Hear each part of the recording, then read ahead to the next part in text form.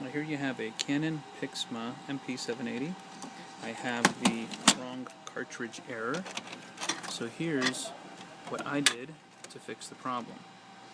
Open up your printer, and when they say wrong cartridge, they're not talking about the cartridges.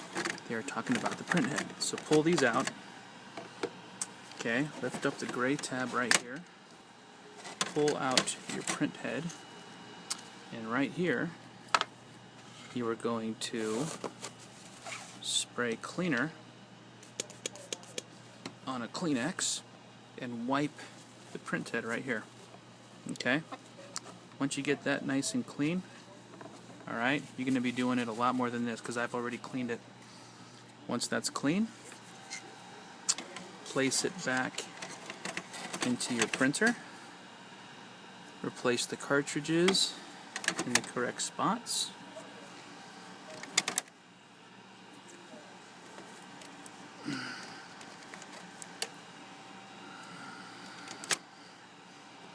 And then, once you get those in, lower your little lever, close everything up, and now you have a printer that works.